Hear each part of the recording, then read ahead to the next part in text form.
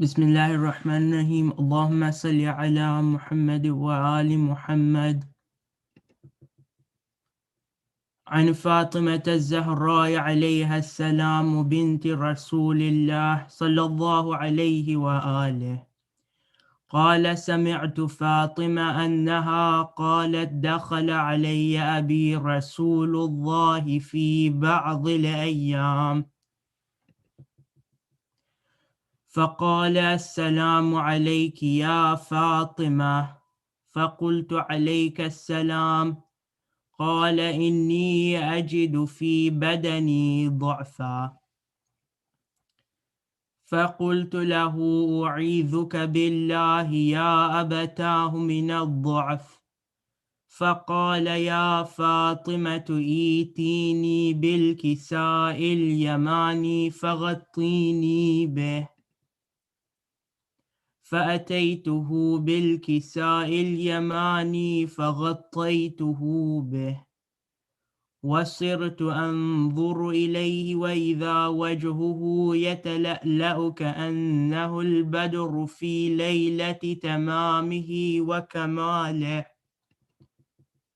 فما كانت إلا ساعة وإذا بولدي الحسن قد أقبل وقال: السلام عليك يا أماه. فقلت: وعليك السلام يا قرة عيني وثمرة فؤادي. فقال: يا أماه، إني أشم عندك رائحة طيبة كأنها رائحة جدي رسول الله. فقلت: نعم، إن جدك تحت الكساء. فأقبل الحسن نحو الكساء وقال: السلام عليك يا جداه يا رسول الله، أتأذن لي أن أدخل معك تحت الكساء؟ فقال: وعليك السلام يا ولدي ويا صاحب حوضي، قد أذنت لك. فدخل معه تحت الكساء، فما كانت إلا ساعة وإذا بولدي الحسين قد أقبل وقال: السلام عليك يا أماه. فقلت: وعليك السلام يا ولدي ويا قرة عيني وثمرة فؤادي. فقال لي: يا أماه، إني أشم عندك رائحة طيبة كأنها رائحة جدي رسول الله صلى الله عليه وآله. فقلت: نعم، إن جدك وأخاك تحت الكساء. فدنا الحسين نحو الكساء وقال: السلام عليك يا جداه، السلام عليك يا من اختاره الله، أتأذن لي أن أكون معكما تحت الكساء؟ فقال: وعليك السلام يا ولدي ويا شافع أمتي، قد أذنت لك. فدخل معهما تحت الكساء. فأقبل عند ذلك أبو الحسن علي بن أبي طالب وقال: السلام عليك يا بنت رسول الله. فقلت: وعليك السلام يا أبا الحسن ويا أمير المؤمنين.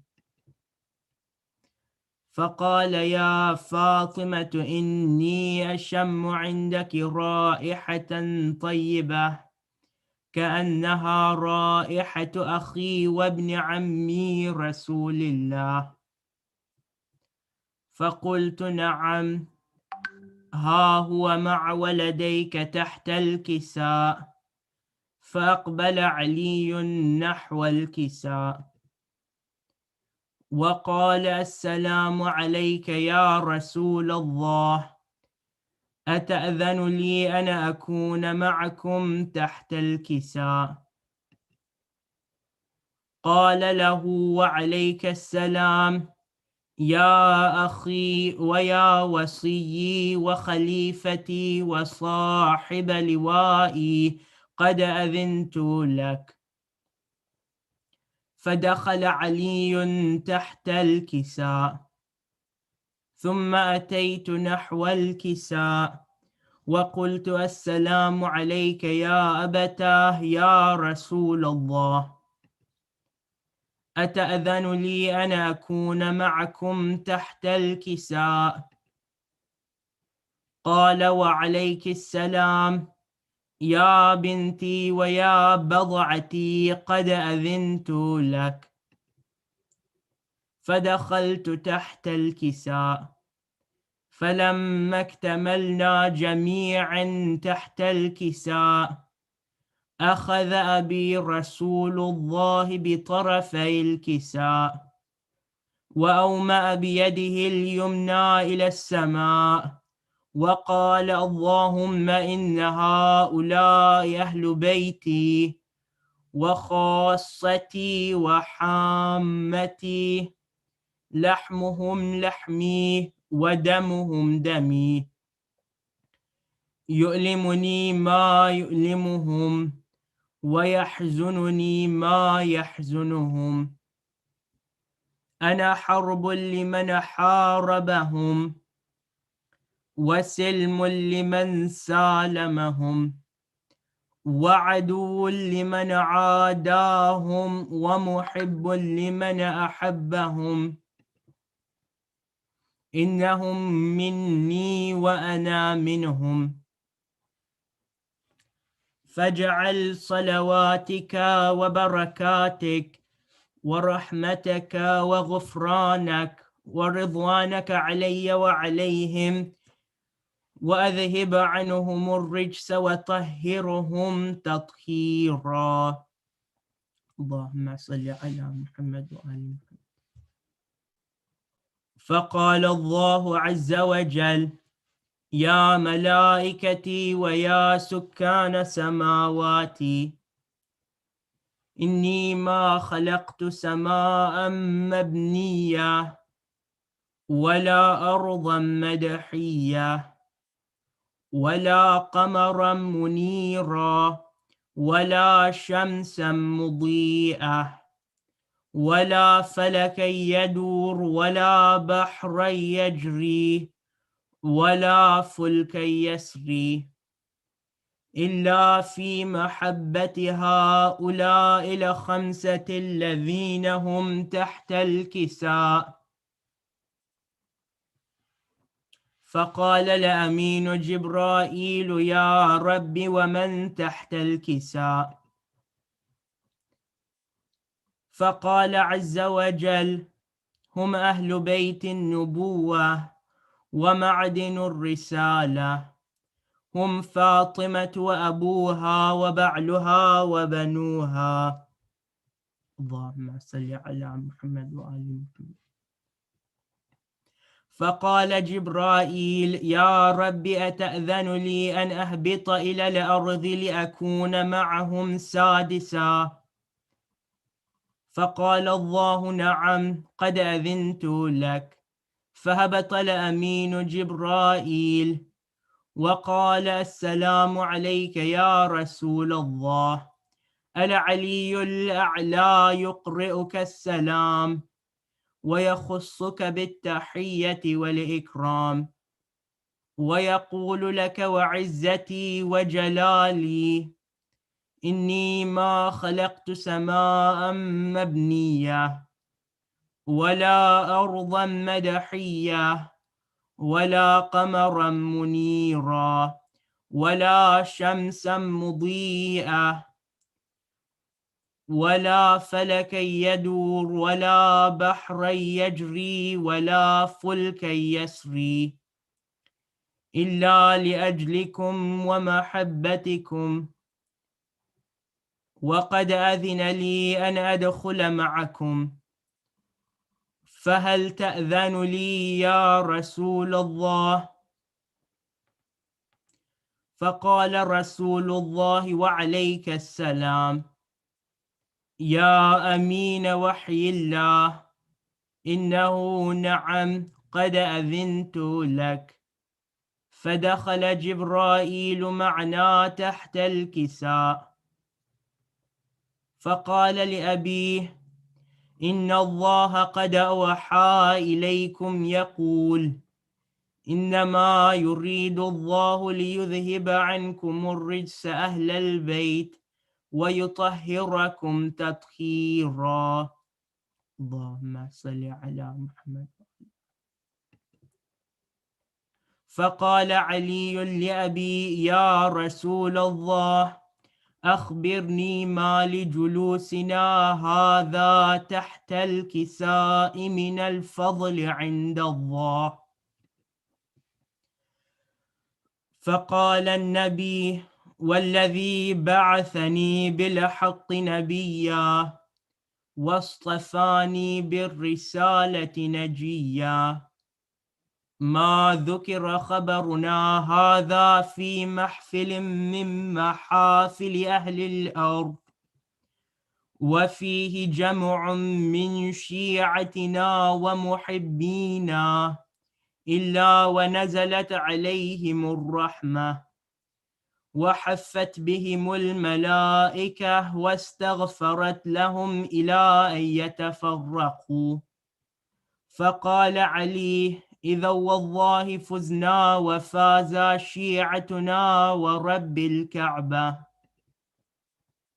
فقال النبي ثانيا: يا علي، والذي بعثني بالحق نبيا واصطفاني بالرسالة نجيا، ما ذكر خبرنا هذا في محفل من محافل أهل الأرض، وفيه جمع من شيعتنا ومحبينا، وفيهم مهموم إلا وفرج الله همه،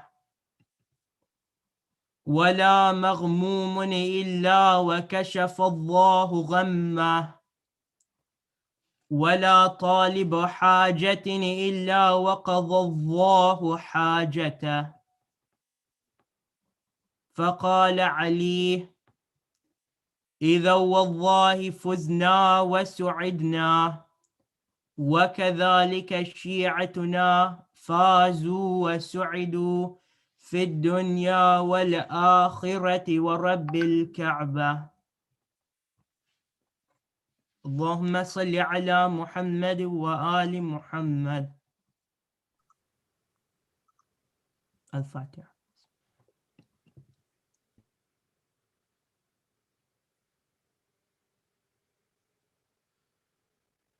محمد وآل محمد صلوات. اللهم صل على محمد وآل محمد. मदद कीजिए या इमाम ज़माना, हटा दीजिए गैबत का पर्दा खुदारा, पर्दा खुदारा, मदद कीजिए या इमाम ज़माना।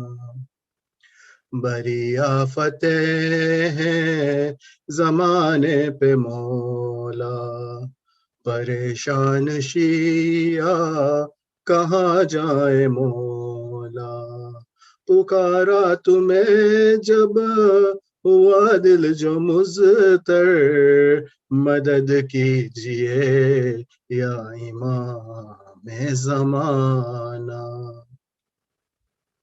बवर में है कश्ती बचाने को आओ, गमे जिंदगी से चुराने को आओ, मोहम्मद की जान हो सफीने के लंगर, मदद कीजिए या इमाम زمانہ گنہگار ہے اور شرمندہ مولا مگر آپ پر ہی ہے ہم کو بھروسہ کرو رہبری اب برائے محمد مدد کیجئے یا امام زمانہ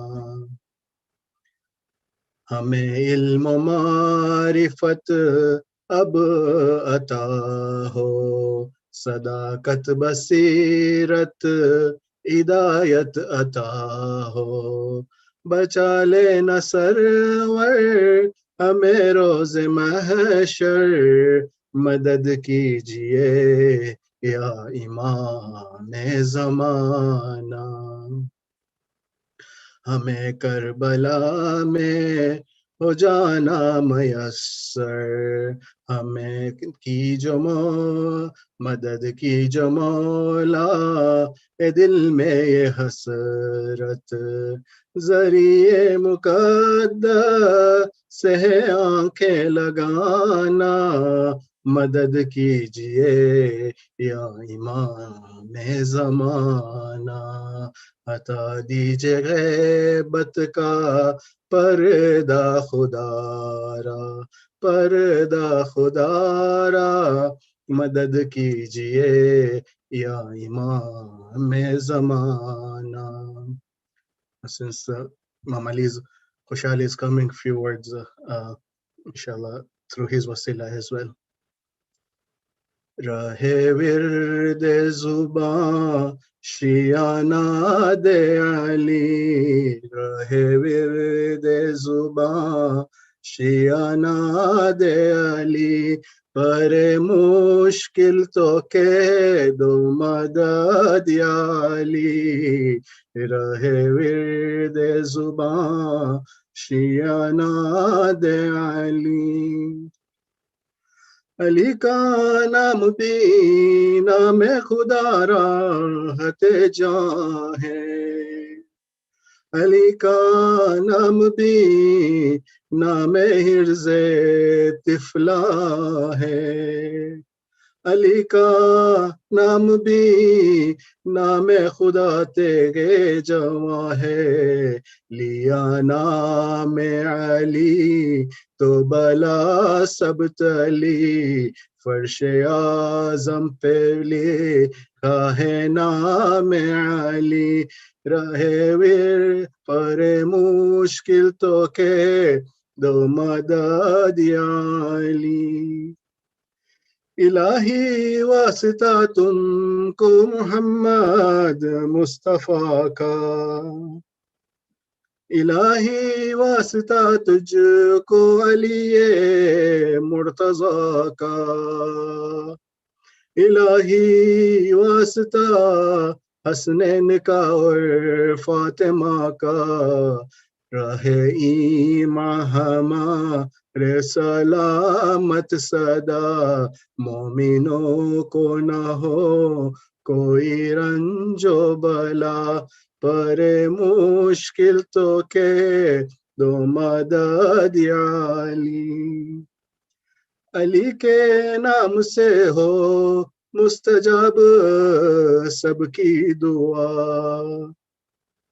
جو کہ ہے بیمار مومن دے ان کو جلد شفا قید آفت میں جو ہے یا رب ان کو کر دے رہا تیری ذات ہے پاک خفی و جلی ہو قبول ہماری دعائے دلی پر مشکل تو کہ دو مدد یا علی رہے ورد زباں شیانہ دے علی پر مشکل تو کہ دو مدد یا علی محمد وآل محمد صلوات اللهم صل على محمد وآل محمد سورة المباركة الفاتحة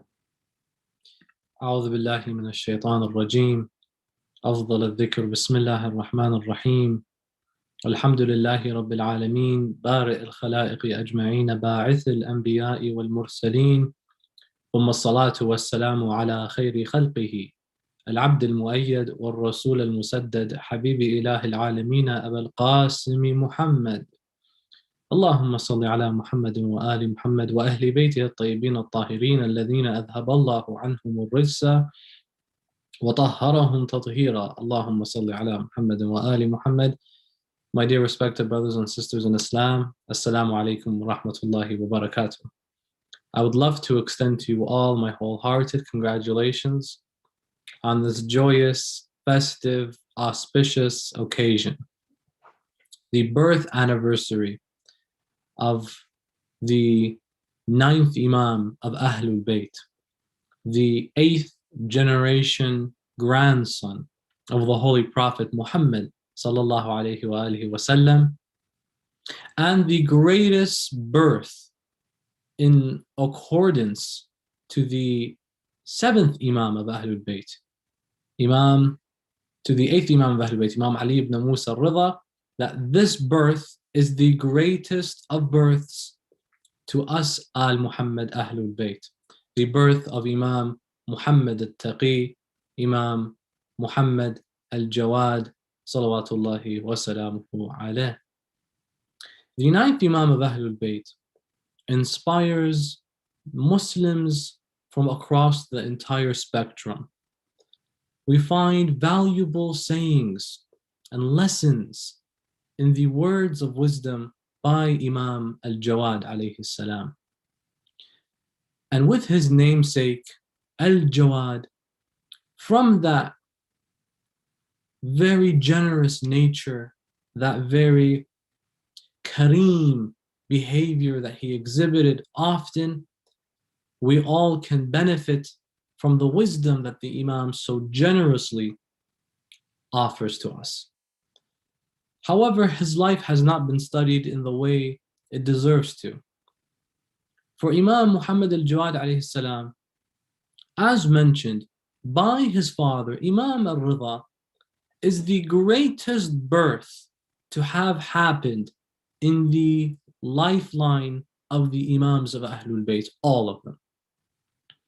And this might come across as very astounding.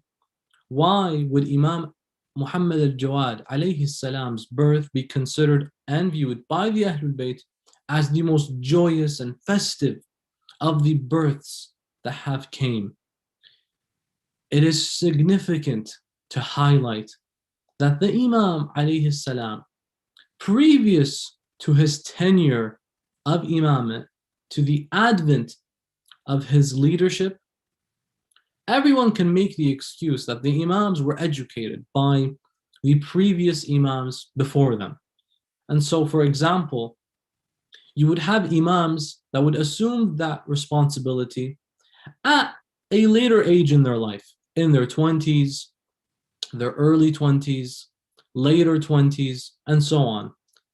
And so one can make the argument and excuse, looking from the outside, that these individuals, their knowledge came from inheritance. They were simply educated by those who came before, leading all the way back to the Holy Prophet of Islam. Not, and the exception, not with Imam Muhammad al-Jawad alayhi salam.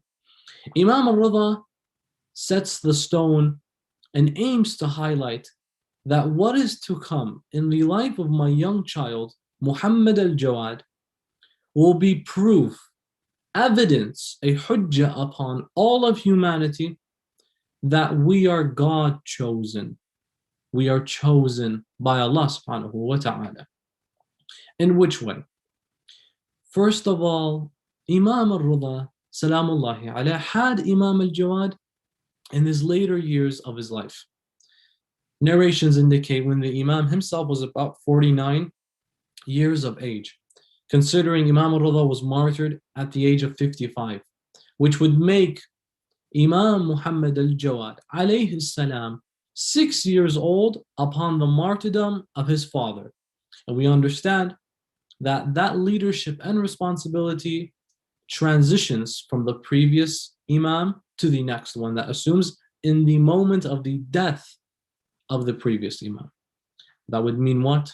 That you would have an Imam to the masses, to humanity, at the young age of 6 years old. Due to this, many individuals doubted the authenticity of, can this individual truly be an Imam? One doesn't have to look far. Simply look at when Rasulullah sallallahu alaihi wasallam left this world. A number of excuses were given to consider that Imam Amir al-Mu'mineen was not qualified to be the caliph, and that they had to come and have their election in Saqifat Bani Sa'ida to elect someone that they decided was qualified. One of their excuses was what? That Imam Amir al-Mu'mineen was too young.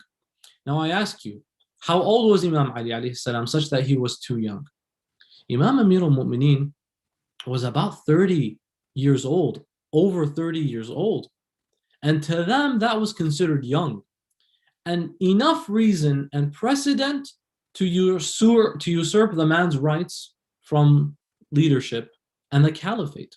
Now imagine, how will society willingly and willfully accept that we have now in our presence a 6-year-old claimant of imamah? How will that ring in the minds of those who are wondering, now what do we do?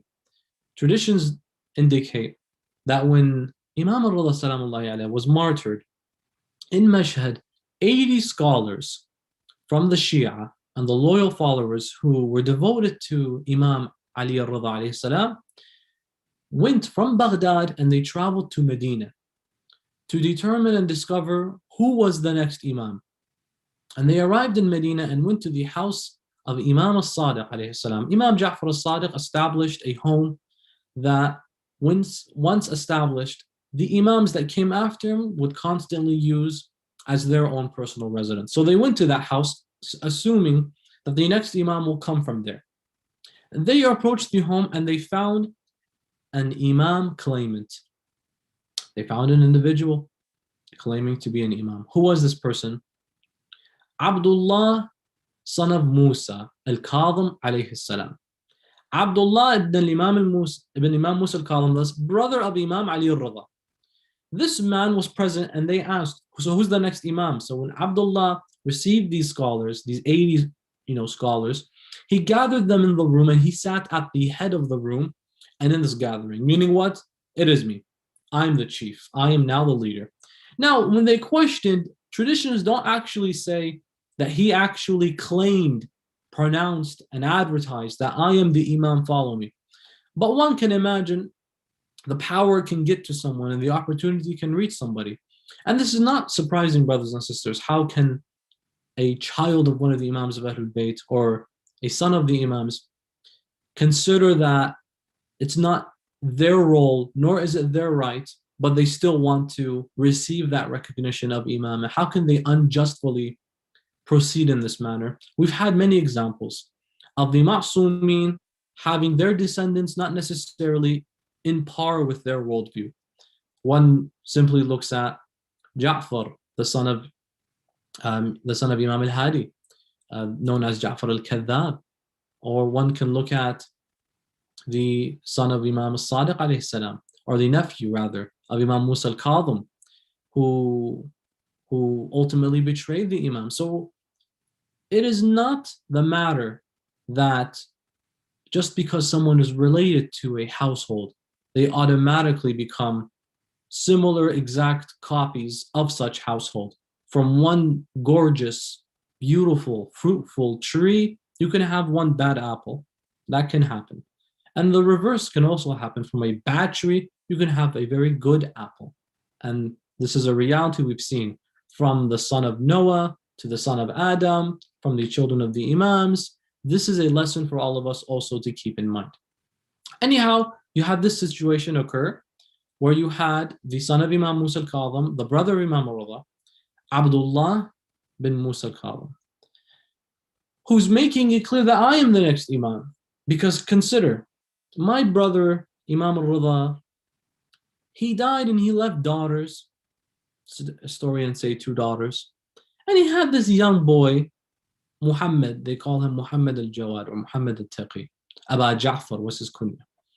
And so clearly, we've never seen an example of a young boy, a young child receiving this leadership, this role. And so the scholars, this is what would happen. How would you verify if a person was truly the Imam of Ahlul Bayt, picked by Allah subhanahu wa ta'ala?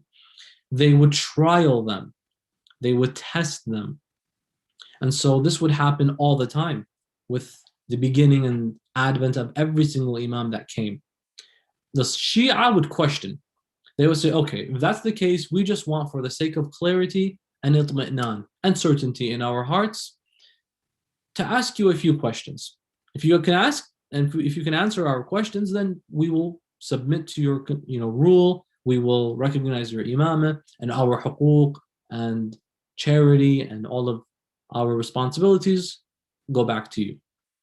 What were the questions? They would ask the imams very difficult questions, or those who would claim to be imams, very difficult questions, as well as questions that no normal human would have the answer to. So the difficult questions, one can imagine very deep theological, jurisprudential questions, historical questions. And then the very bizarre questions were of the nature of having something in the hand and saying, what's in my hand? Or having a bag of coins and saying, how much is in this? And this happened in the life of Imam al-Mahdi alayhi salam, ajalallahu ta'ala faraja, where the companions of Imam al-Askari approached this young boy and they said to him, you're claiming to be the next Imam after your father. Let's ask you a couple questions. They asked him and he answered all the questions. Then they said, okay, one last question. If you know this, you're truly chosen by Allah subhanahu wa ta'ala. How much is in our hands? So like in dinar or dirhams. The Imam would answer them correctly. They did the same thing with Abdullah bin Musa, and he was like, I don't know. You have to forgive me, I don't know. They said, look, with all due respect, you're not the Imam. Who is the Imam? We need to know, because we understand that Rasulullah made very clear, there will be 12 leaders after me. And in our narrative, we have multiple traditions where Rasulullah actually mentions each Imam by name. So Imamah does not stop with you, although that is what certain individuals thought. The Waqifa sect believed that after the death of Imam al-Kadhim alayhi salam, there are no more Imams. Waqf, we stop right here, so they didn't even recognize the Imam al-Mamrullah. In addition to that, you had other sects as well that came. And so people were confused. Where is this next Imam? They were all doubtful of the young boy until that very same young boy approached and said, I am the Imam after my father, Imam Ali ibn Musa al-Rida. They said, then we're going to ask you. He says, ask. He responds to all of them. Then they get to that very impossible question. Unless you have some of that knowledge from the unseen, as the saints from Al-Muhammad do. And he answered those questions as well correctly. And they said, we will give you our allegiance. We give you the bay'ah, and we recognize in your imam. Imam al-Jawad alayhi salam spent his early years in Medina al-Munawwirah. And in Medina, you had a situation where the Caliph al-Ma'mun al-Abbasi came to Medina to, one tradition indicates, to perform his Hajj, and alongside that to go hunt. So he came to Medina, the capital then was in Baghdad.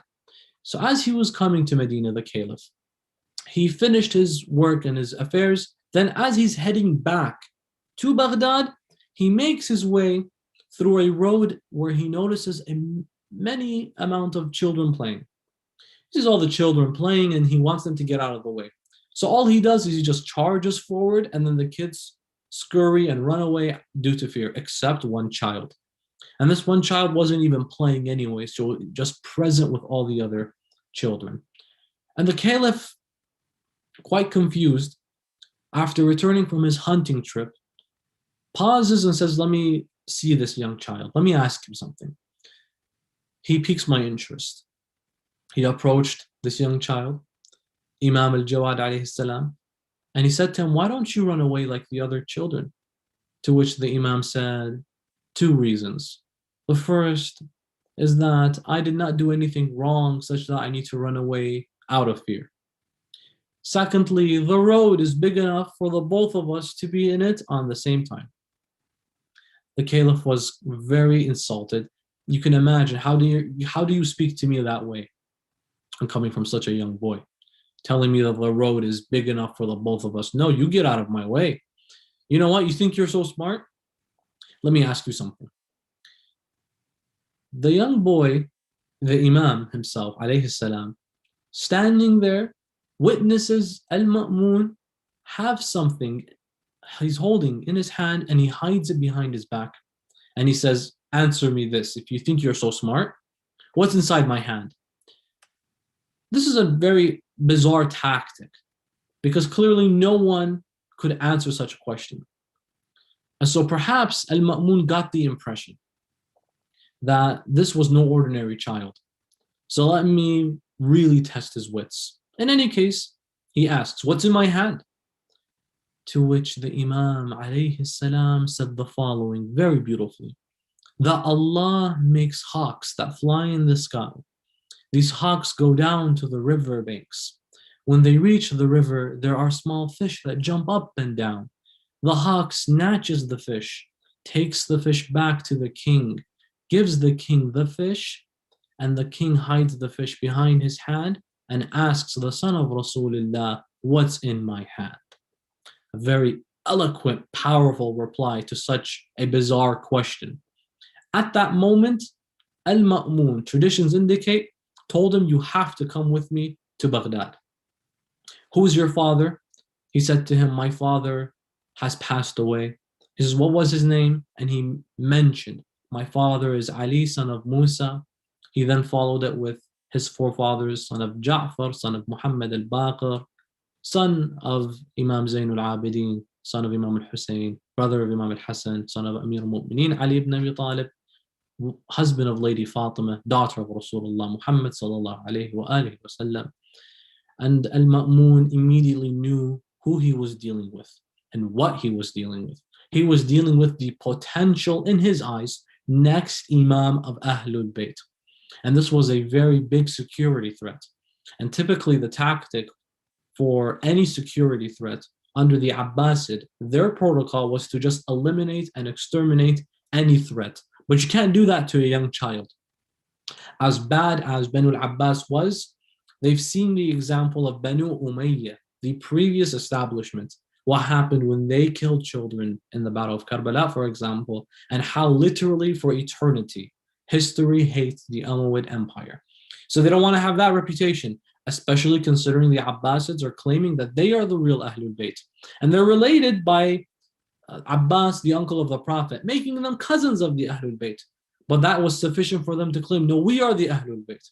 And so it would be very counterintuitive for him to just kill the Imam. So what do? You employ a tactic that everyone knows: keep your enemies close, but your friends closer. Keep your friends close, rather, but your enemies closer. And so to him, Imam Jawad alayhi salam is his enemy. He is the reason why he had Imam al-Rida, his very father, poisoned. And so he orders that you must accompany me. Come with me. Takes him to Baghdad from Medina, this young 6-year-old boy, born in the 195th year after Hijrah, by the way, brothers and sisters, and was martyred in the year 220 after Hijrah. So that would make him about 25 years old in his tenure of Imamah. So the youngest Imam, and in addition to that, the youngest tenure of Imamah, but a raging sea of knowledge and wisdom and principles to offer to all of man and womankind. In any case, Al-Ma'mun takes him. And on top of that, he announces that this one has to be what? My son-in-law. He announces that you have to now marry my daughter, al-Fadl. There are many reasons why Al-Ma'mun did this. One of them is from the beginning of his leadership, Al-Ma'mun always tried his hardest, this caliph, to establish publicly that I am good with the Shia. Already you had this recognition of the dichotomy of the sects within Islam, Sunni and Shia. I am good with the Shia. Look, I took their claimed Imam, basically their marja, Ali ibn Musa al-Ridha, and I made him my crown prince to publicly show that support me, because look, why would I make him my crown prince, my successor? And so that was one effort. In addition to that, the pressure got to him and he had the Imam martyred. Salamullahi alayh.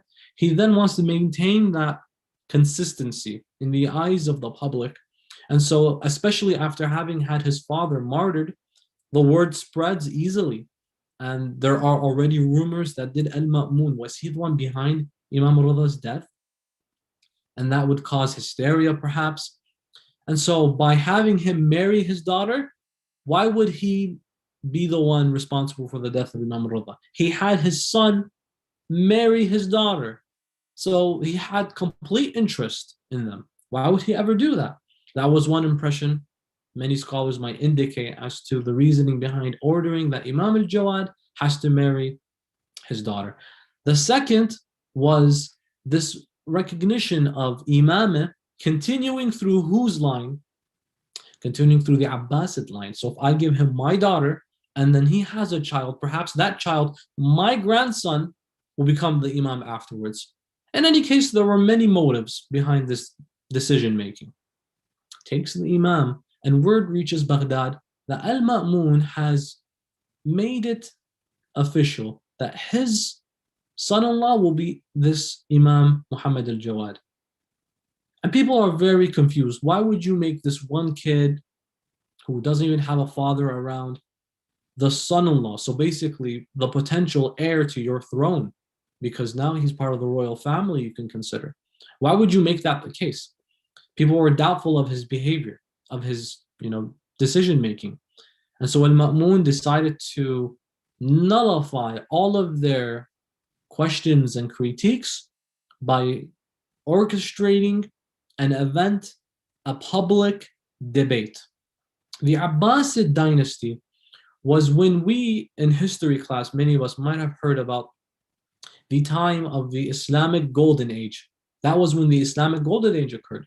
The Abbasid dynasty, due to expansionism and whatnot, there was an explosion of knowledge that erupted from Baghdad, and scholars were teaching and writing and translating books from Greek and Hebrew and Aramaic, and all of these sciences were being taught. Astrophysicists were there, Ibn Haytham, and all of these wonderful scholars that we study in geometry, when we learn about the origins of chemistry and the pioneers in those regards. This all happened in the time frame of the Abbasid Empire. In fact, Plato's Republic, many of us might be familiar with that text, Plato's Republic of Plato, the student of Socrates.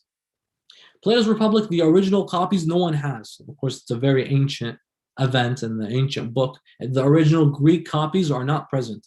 They were translated from Greek into Arabic under the Abbasid Golden Age. And so you had scholars of the highest caliber all over the place. Al-Ma'mun, according to traditions, gathered 300 of the most top scholars. So you're talking about the most top scholars in the world. You had no Renaissance like the Renaissance of the Islamic Golden Age in Baghdad. So 300 of the top scholars, and he gathered them and he positioned this young boy to face and address all of them. And you can imagine this is in the court of Al-Ma'mun. And he says, you guys are doubting my decision making. Watch what's going to happen. Scholars take two approaches in this event.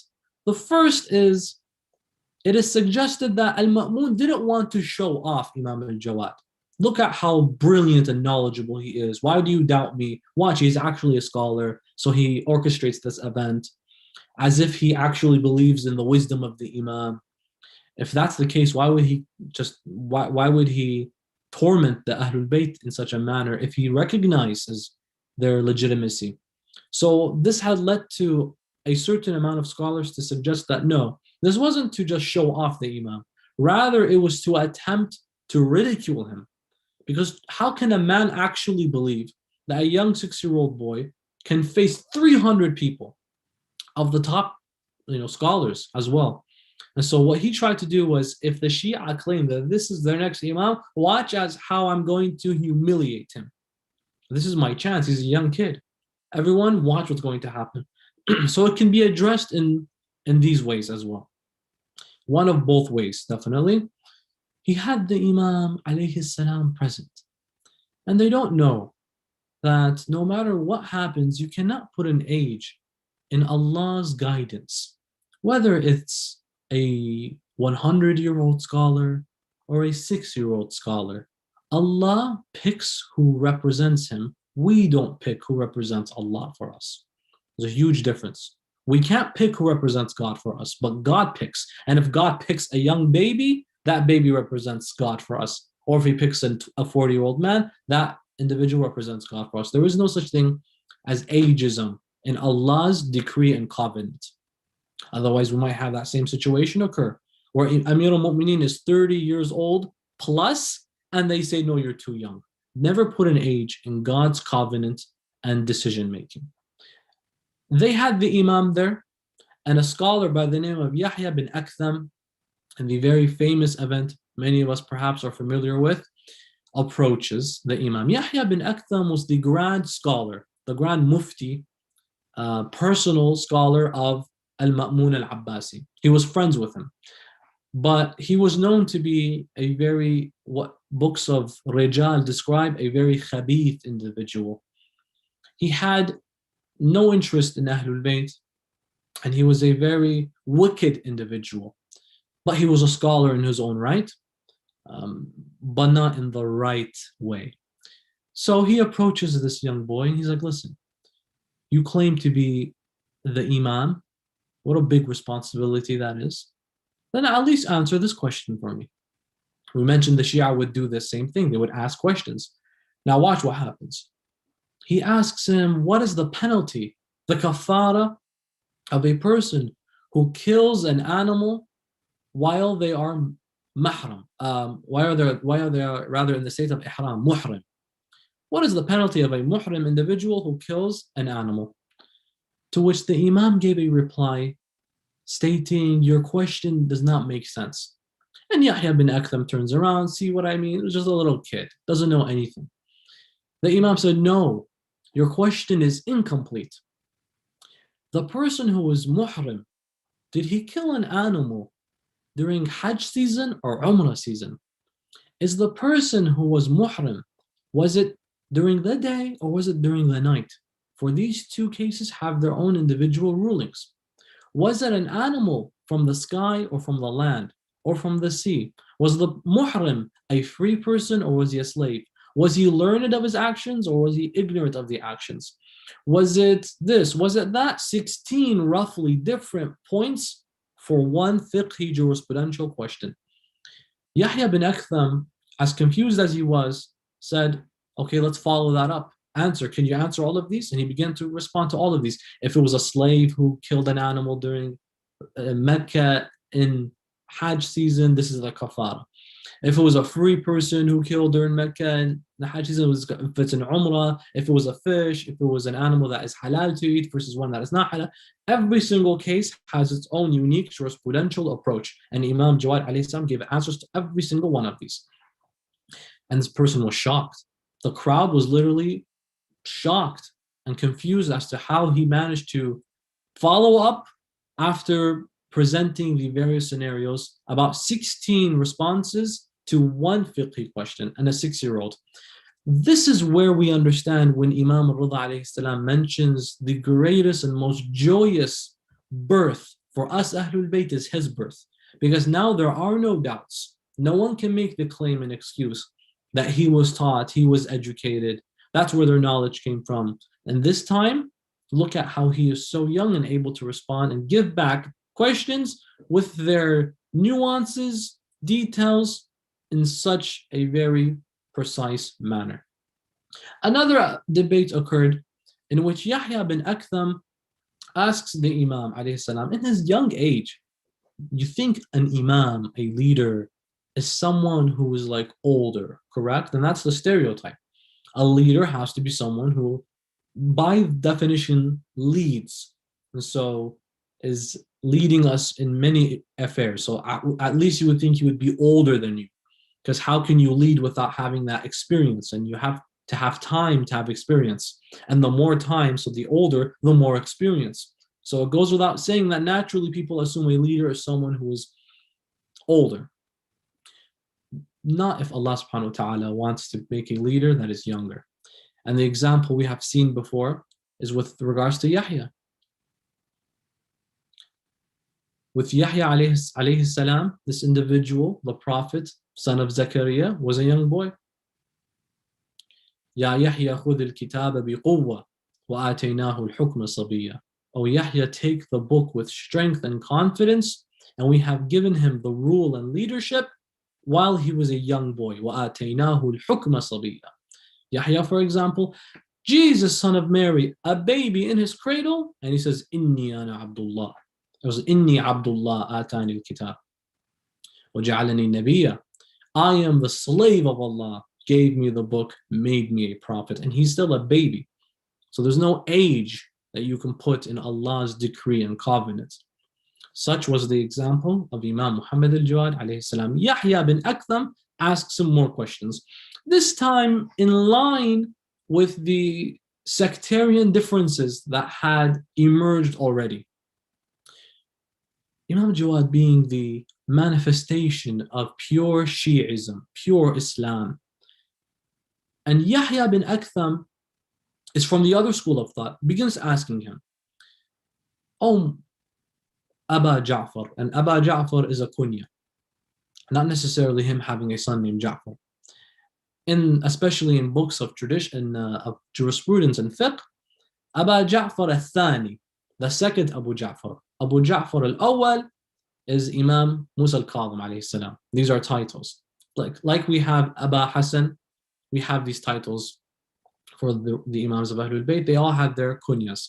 So he asks him, Oh, Aba Ja'far. And he's a young boy. What say you about the hadith on the two caliphs being comparable to Mikael and Jibra'il, Umar and Abu Bakr being comparable to Mikael and Jibra'il? The hadith is a hadith Qudsi. It's a hadith narrated by Allah subhanahu wa ta'ala through the lips of Rasulullah. And that the example of Abu Bakr and Umar, the two khulafa, are like the example of Mikael and Jibra'il. What say you about this hadith al-Qudsi? To which Imam al-Jawad alayhi salam says, it's not an accurate hadith. Says why? Says because Mikael and Jibra'il, from the moment of their existence, only worshipped Allah, whereas Abu Bakr and Umar, for more than they were Muslims, worshipped idols. Later on in their lives, they converted to Islam. And so their example is not parallel. One category, since the moment they were made, worshipping Allah, Mikael and Jibra'il, these two angels of God. But then these two other examples, these first and second khulafa, they went through a large period of their life worshipping statues and bowing down to idols. So you cannot compare them to Mikael and Jibra'il. Sorry, it's a fake hadith. To which Yahya bin Aktham follows up with, okay, how about this? The hadith of Rasulullah, that as Hassani and Hussein are Sayyidi Shabab Ahl Jannah, the masters of the youth of paradise, Abu Bakr and Umar are the masters of the elderly of paradise. What say you about that? Is that not a meritorious hadith? Imam al-Jawad said, that's a fake hadith as well. He says, how? He says, well, Jannah, you're only youth. So there are no elder in heaven. So no one can be the masters of the elderly in heaven if in heaven there are no elderly. So it's a fake hadith. Says, how about the example given when Rasulullah says, if I wasn't the prophet, Umar would have been the prophet? Is that hadith reliable in your mind as well? Imam al-Jawad said, no, it's not. Says, why? He says, because Allah says in the Holy Quran that we took a covenant and made an agreement with all the prophets of God. Before he even created this dunya, he already assigned who the prophets of God were. And so Rasulullah can say, if I wasn't, he would have been, someone else would have been. Why? Because that's you denying and saying, in addition to that, Allah would have changed his mind and not made me the prophet. And in that covenant he made before creation, he would have picked a different person. So Rasulullah doesn't say, if I was not, it would have been this person. The right thing to say is, if Allah decided to change one of the prophets, for example. Other than that, this hadith is fake. And so on and so forth. He would constantly ask these questions until Yahya bin Aktham decides that, there's no working with this guy. I can't ask him anymore. Everything I say, he has a response to. To which Imam al-Jawad alayhi salam now says to him, now let me ask you a question. And you imagine the crowd is surprised. Now the table has turned. So now he wants to ask the man asking him for the longest time a question. He says, oh Yahya, I ask you, are you ready? Yahya bin Akhtam says, go, let's do it. Seeing himself a very bright scholar, he's up for the challenge. He wants to take, he's willing to take it. Imam al-Jawad says, oh Yahya, a man wakes up in the morning, he sees something, it's haram for him. Later in the day, the afternoon, it becomes halal to him. And later in that day, in the Asr, it becomes haram to him. Towards Maghrib, it becomes halal to him. By nighttime, it becomes haram to him. But before the night ends, it becomes halal to him. What was that thing he looked at? Yahya says, I haven't got a clue. Imam al-Jawad replied, a person wakes up in the morning, he sees another man's slave girl. These were the conditions at the time. And that was haram for him. He purchases her, becomes halal to him. He then frees her, becomes haram to him. He then marries her, becomes halal to him. He then divorces her, becomes haram to him. But before they finalize the divorce, he rebuked it and remarried her and becomes halal to him. Imam al-Jawad alayhi salam, you find, gives us this example of God picking his leaders for us, no matter their age or circumstances. Then the Imam being forced to marry al-Ma'mun's daughter, he never had children from her. Imam al-Jawad alayhi salam married a lady, a pious God-fearing lady by the name of Sumana al-Maghrabiyya, who then would go on to bear him the children Imam al-Hadi alayhi salam eventually. And so no one can claim that the Imam had children from al-Fadl or Imam continued from the line of al-Ma'mun. She didn't bear him any children. And many indicate perhaps it was for these reasons, in addition to the pressure of the establishment, that she, al-Fadl, was the one also responsible for Imam al-Jawad alayhi salam's martyrdom. We've seen this happen before, which the wife of a leader is the source of martyrdom for that same leader. With Imam al-Hasan, we've seen it happen. Many even indicate with regards to the Holy Prophet, Imam al-Jawad alayhi salam as well. We've seen these events occur before. In any case, Imam al-Jawad alayhi salam, he has this short life between being an Imam at 6 years old and being martyred as Shaheed and Allah at 25 years of age. Yet so many events, brothers and sisters, we are able to learn from that truly show us and confirm to us the legitimacy of God's leaders. One hadith, inshallah ta'ala, and I will conclude. Imam al-Jawad alayhi salam narrates to us, is truly a lovely, beautiful hadith. And it's in regards to success in this life. We all aspire to be successful in whatever it is we are doing. But success in the eyes of Imam Muhammad al-Jawad salamullahi alayhi, in the eyes of the one who the Ahlul Bayt considered the greatest of birth, Imam al-Jawad says the following, مَا نَالَ أَحَدٌ شَيْئًا مِنْ أَمْرِ الدُّنْيَا وَالْآخِرَةِ. No one is successful or achieves success in an affair of the dunya and the akhirah, except if they have these three things. The first is husnul dhanni billah, that they are always assuming the best in regards to Allah subhanahu wa ta'ala. Whatever it is that comes to your life, whatever happens, the good or bad, assume it for the best and take lessons for it. The second is husnul khuluq, the great conduct and morals. Have a good character in this life to achieve success. Husnul dhanni billah, always assume the best regarding your Lord, and have very good, upright akhlaq. Be a decent human being out there. And lastly, tarkul ghibatu linnas, that to not be a person who speaks behind the backs of individuals, talks about them without their presence in a negative manner. Apply these three valuable points of success, and in life, Allah subhanahu wa ta'ala will aid you in that regard, taking heed the lessons of Aba Ja'far al-Imam Muhammad ibn Ali al-Jawad, salawatullahi wa salamuhu alayh. We ask Allah subhanahu wa ta'ala to grant us the ziyarah of Imam al-Jawad in al-Kadhimain, and to grant us the shafa'ah of Imam Jawad al-A'imma, salamullahi alayh, in the akhirah. Walhamdulillahi rabbil alameen, wa sallallahu ala Muhammadin wa alihi at-tayyibin at-tahirin. Allahumma salli ala Muhammad. Assalamu alaikum jami'an wa rahmatullahi wa barakatuh.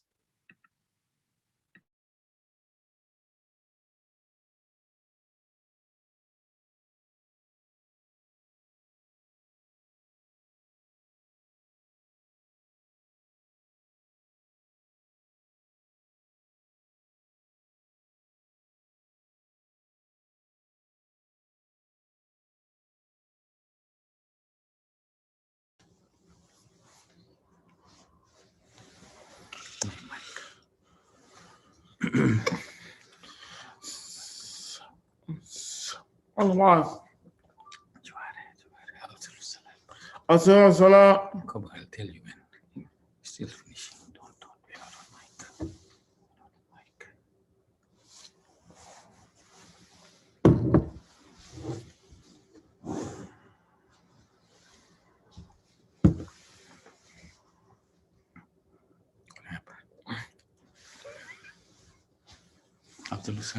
والسلام عليه يا الله محمد وآل محمد. محمد. آج امام محمد التقی جواد کی میلاد ہے، اور ہم اللہ سے دعا مانگے کہ یا اللہ اس امام جواد کی صدقے میں ہمارے سب گناہ کو معاف کر، اور یہ جو وبا اور جو مرض آج دنیا میں پھیل رہی ہے، یا الہ ان کو جلد از جلد ختم اور مٹا دے. ایک صلوات پڑھ لیجئے. اللہم صل علی محمد آل محمد. چلو آج ہم مل کے امام رضا کو مبارکی دے ساتھ مل کر. یا امام رضا مبارک ہو، یا امام رضا مبارک ہو، یا امام رضا مبارک ہو، یا امام رضا مبارک ہو. آ گئے ہیں تقی مبارک ہو، یا امام رضا مبارک ہو، یا امام رضا مبارک ہو. آ گئے ہیں جواد دنیا میں، آ گئے ہیں جواد دنیا میں. سورہ حل عطا مبارک ہو یا امام رضا مبارک ہو یا امام رضا مبارک ہے تقی اور جواد ان کا لقب ہے تقی اور جواد ان کا لقب ہے یہ بحرے سخا مبارک ہو یا امام رضا مبارک ہو یا امام رضا مسکراتے ہیں فاطمہ او علی مسکراتے ہیں فاطمہ اور علی خوش ہے اہل جنا مبارک ہو خوش ہے اہل عہد مبارک ہو یا امام رضا مبارک ہو یا امام رضا مبارک ہو افضل الصلاۃ محمد وآل محمد صلوات صلو علی محمد. نہ جانے رجب کی جب چاند پہ نظر پڑتی ہے تو ہمارے دل میں ایک اور خوشی آ جاتی ہے، فضا میں ایک ایسی خوشبو آ جاتی ہے کہ ہر دل، ہر خیال، ہر سانچ، ہر پھول کھل جاتے ہیں اور ہر دھڑکن کے ساتھ یا علی یا علی یا علی ہمارے دل سے نکلتا ہے تو جیتاتا ہے کہ ہم امام علی جن کی ذکر ایک عبادت ہے، زین المجالس بذکر علی، ایک نعرہ حیدری سے شروع کرے یا علی یا علی یا علی. کیا بتائیں تمہیں ہے کدھر زندگی، ہے علی جس طرف ہے ادھر زندگی. کیا بتائیں تمہیں ہے کدھر زندگی، دیکھو ہرگز نہ چھوڑو در مرتضیٰ،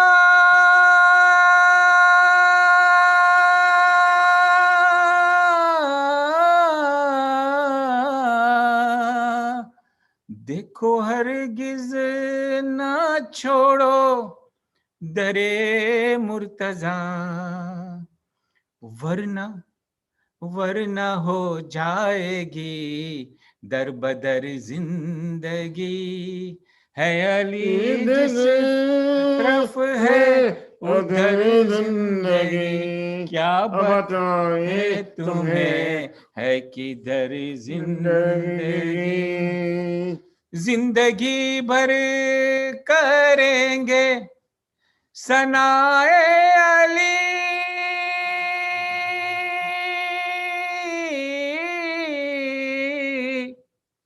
زندگی بھر کریں گے ثنائے علی. ہم نے لی ہے اسی شرط پر زندگی، ہے علی جس طرف ہے ادھر زندگی. کیا بتائیں تمہیں ہے کدھر زندگی نعرہ حیدری یا علی نعرہ صبری یا علی نعرہ خیمے یا علی نہ پوچھئے کہ کیا علی کا ہے نہ پوچھئے کہ کیا علی کا ہے کیا علی کا ہے نہ پوچھئے کہ کیا علی کا ہے نہ پوچھئے کہ کیا علی کا ہے کیا علی کا ہے نہ پوچھئے کیا علی کا ہے زمین اور یہ آسماں زمین اور یہ آسماں یہ چاند تارے کہکشاں حسین قافلہ علی کا ہے نہ پوچھئے کیا علی کا ہے کیا علی کا ہے نہ پوچھئے کیا علی کا ہے خدا کی نور کی قسم یہ روشنی علی کی ہے لکھا ہے چاند پر علی یہ چاندنی علی کی ہے یہاں علی کی ذات ہے یہاں علی کی ذات ہے وہاں علی کی ذات ہے وجود کا وجہ علی کا ہے نہ پوچھئے کہ کیا علی کا ہے کیا علی ہے نہ پوچھئے کہ کیا علی کا ہے علی کا ہے علی کا ہے علی کا ہے علی کا ہے علی کا ہے علی کا ہے علی کا ہے علی کا ہے نہ پوچھئے کہ کیا علی کا ہے نہ پوچھئے کہ ہے کیا علی کا ہے نہ پوچھئے کہ کیا علی کا ہے کعبے میں ہے مولود کے سیپی میں گوہر ہے یہ نور کی بارش ہے کہ حوروں کا سفر ہے دیوار بنی در یہ تو حیدر کا اثر ہے مکے کی فضاؤں میں بھی پھیلی یہ خبر ہے کس نور سے ملنے کو چلا نور نبی ہے یہ مولا علی مولا علی مولا علی ہے یہ مولا علی ہے یہ مولا علی ہے یہ مولا علی ہے یہ مولا علی ہے یہ مولا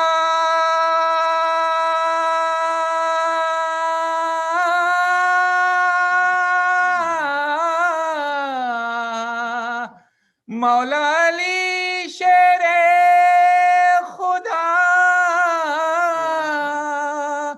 لا فتح الا علی لا سیف الا ذوالفقار یہ مولا علی ہے یہ مولا علی ہے یہ مولا علی ہے یہ مولا علی ہم سب کا مولا علی علی ہم سب کا مولا علی علی مولود کعبہ علی علی مولود کعبہ علی علی کعبے کا کعبہ علی علی داماد پیمبر علی علی ساقی کوثر علی علی من کنتو مولا علی علی وارث ممبر علی علی نفس پیمبر علی علی زہرا کا شوہر علی علی حسنین کا فادر علی علی جبریل کا ٹیچر علی علی موسیٰ بھی بولے علی علی عیسیٰ بھی بولے علی علی ذرا دل سے بولو علی علی ذرا پیار سے بولو علی علی آواز سے بولو علی علی ایلن ٹاؤن سے بولو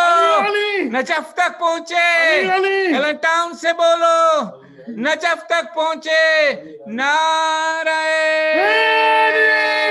حیدری علی حیدری علی حیدری علی صلوات اللهم صل على محمد آل وآل محمد. محمد الہی بگیمار دشت بلا جو بیمار ہو جلد پائے شفا الہی آمین الہی برائے امام زمان ہمیں حول محشر سے دے تو امان قیامت کو معشور رہو بالی اٹھے قبر سے کہتے ہم یا علی اے پانچ ونو مل چاہتاً احمد و علی زہرا و حسن شبیر سے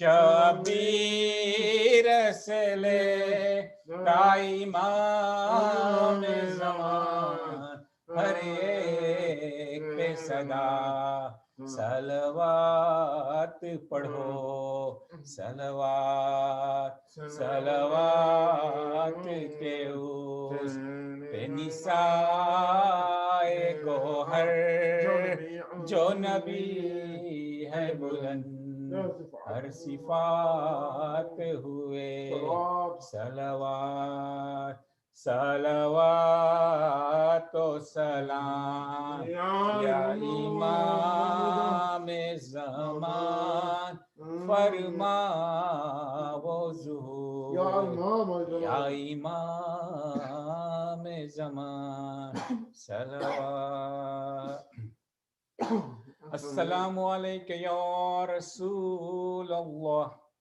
السلام علیک یا امیر المؤمنین وابن سید الوسیین السلام علیک یا فاطمة الزہراء سیدتی نساء العالمین السلام علیک یا حسن المجتبی السلام علیک یا ابا عبداللہ وعلى الأرواح التي حلت بفدائك عليكم مني جميعا سلام الله أبدا ما بقيت وبقي الليل والنهار ولا جعل الله آخر العهد مني لزيارتكم السلام على الحسين وعلى علي بن الحسين وعلى أصحاب الحسين خصوصا سيدي ومولاي أبو الفضل العباس وأختك زينب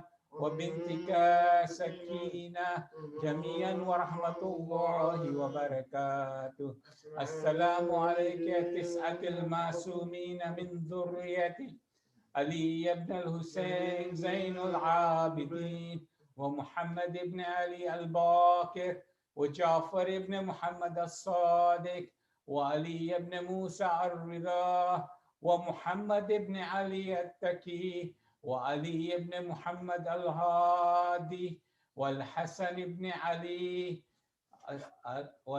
بن علي العسقري السلام عليك يا مولانا يا صاحب العصر والزمان سيدي الأمان الأمان الأمان من فتنة الزمان. السلام عليك يا شريك القرآن. السلام عليك يا كعبة الإيمان. السلام عليك يا إمامنا وإمام الإنس والجان. أجل الله تعالى فرجك وسهر الله تعالى مخرجك وجعلنا من أنصارك وشيعتك. السلام عليكم يا ساداتي وموالي جميعا ورحمة الله وبركاته. اللهم